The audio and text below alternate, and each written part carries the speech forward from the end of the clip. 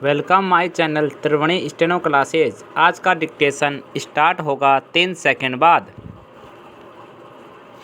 Start. सभापति महोदय, महान शिवाजी के समय से प्राय 300 वर्ष से पूना भारत का एक महत्वपूर्ण नगर रहा है। वह राजनीतिक राजधानी है, विचारों का और विद्वता का उद्गम स्थल है और उसने आज के भारत का सशक्त ढंग से निर्माण किया है। 19वीं शताब्दी के मध्यम में पूना के अनेक महान नर नारियों ने हमारी बौद्धिक जागृति, राजनीतिक सबलता, सामाजिक सुधार और सांस्कृतिक नवोत्थान के आंदोलन की अगुवाई की।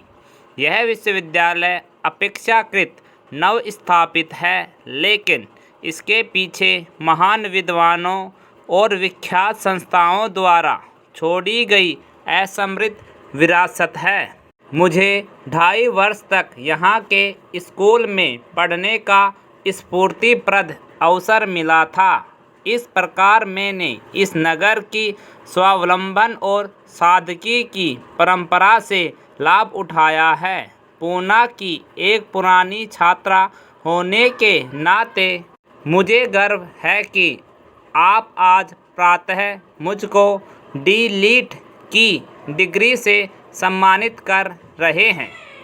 इस अवसर का लाभ उठाते हुए मैं इस नगर के प्रति अपनी कृतज्ञता व्यक्त करना चाहूँगी, जहाँ मुझे अपने विकास काल वर्षों में बहुत कुछ उपलब्धि हुई थी। पैरा।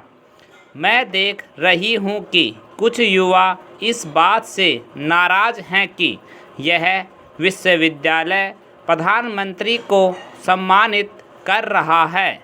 मैं उनसे निवेदन करना चाहूँगी कि यह सोचना उचित नहीं है कि प्रधानमंत्री को विश्वविद्यालयों से संपर्क स्थापित करने की आवश्यकता नहीं होती।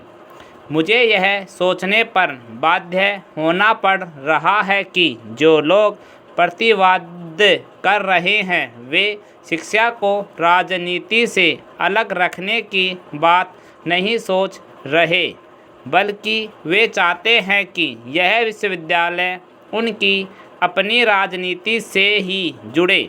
मुझे यहाँ बुलाया गया, इसे मैं अपना व्यक्तिगत सम्मान न मानकर यह मानता हूँ कि यह कार्य जगत और विचार जगत के बीच जो संबंध होना चाहिए उसकी स्वीकृति है। जब ये संबंध सुदृढ़ होते हैं तभी समाज की नींव ठोस बनती है। सुदृढ़ समाज से मेरा तात्पर्य यह नहीं है कि विद्यालयों को शासकीय अधीनता में रहना चाहिए। सरकारें प्राय ऐसे व्यक्तियों की तलाश में रहती हैं जो सुरक्षित माने जा सके और ऐसे विचारों की खोज करती है जो सुविधाजनक हो। वे देश और काल की लघु परिधियों में काम करती हैं। मेरी कोशिश यह रही है कि इस प्रवृत्ति को बदला जाए। इसीलिए बाहर के बहुत से लोग मुझ में यह विरोधाभास पाते हैं कि मैं व्यवस्था का अंग होते हुए भी संकीर्ण विचारों से और व्यवस्थाजन्य आवृत्तिमूलक दिनचर्या से नहीं जुड़ी हुई हूँ, बल्कि उनसे टक्कर लेती रहती हूँ। पैरा।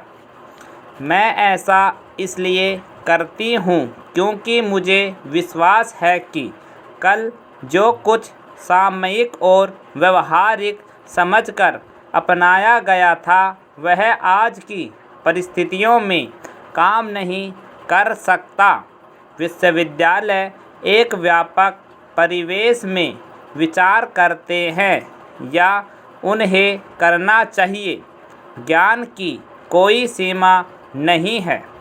एक अच्छा विश्वविद्यालय प्रत्येक युग, प्रत्येक देश और ज्ञान की प्रत्येक शाखा की जानकारी समेकित करता है। पैरा। सभापति जी, यह कहा जाता है कि हमारे देश के संकट का एक कारण शिक्षा का राजनीतिकरण है। मुझे स्पष्ट नहीं है कि यह कारण है या परिणाम है। यह भी कहा जाता है कि सभी राजनीतिक दलों को आपस में यह मान लेना चाहिए कि वे विश्वविद्यालयों से दूर रहेंगे, लेकिन जब इन पार्टियों के उद्देश्य और काम करने के तरीके इतने ज़्यादा भिन्न हैं तो क्या ऐसी कोई संभावना है कि वे इस मामले पर कोई समझौता कर सकेंगे? पैरा। अगर विश्वविद्यालयों को राजनीति का खिलौना बनने से रोकना है तो यह काम राजनीतिक दलों से अपील करके शायद ही किया जा सकेगा।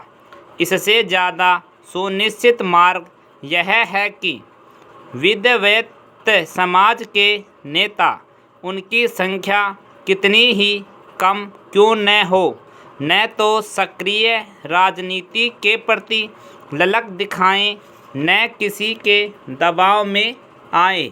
मैं वस्तुतः यह चाहती हूँ कि विश्वविद्यालय ज्ञान की ऐसी धाराओं के उद्गम स्थल बन जाएं जो हमारे आज को अपने आप को साफ सुथरा रखने के सहायक बने।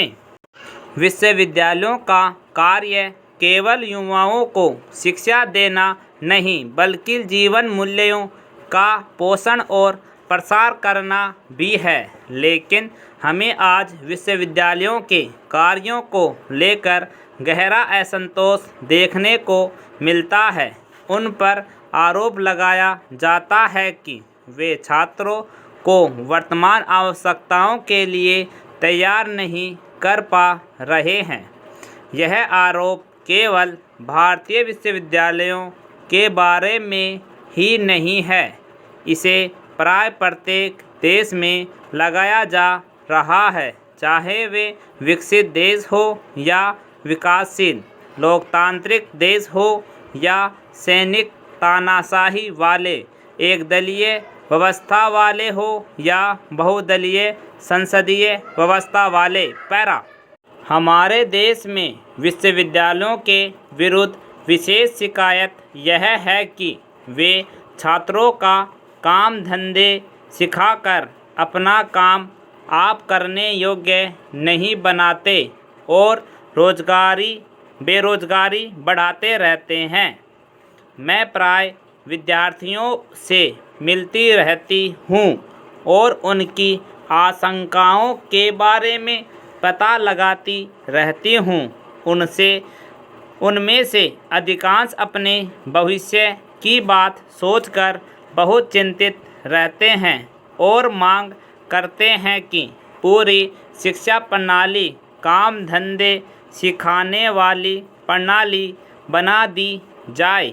लेकिन जहां लोगों को विशेष कामों के लिए योग्य बनाने की शिक्षा देना आवश्यक है, वहीं विश्वविद्यालयों को अपने व्यापकतर उद्देश्यों की भी पूर्ति करनी है, जो यह है कि विद्यार्थियों को तर्कसंगत चिंतन के लिए सक्षम बनाए जाए और शरीर तथा मन का अनुशासन सिखाया जाए। आवश्यकता इस बात की है कि मानसिक साधनों को उद्बुद्ध और एकीकृत किया जाए तथा चिंतन और कर्म की क्षमता सुदृढ़ बनाई जाए।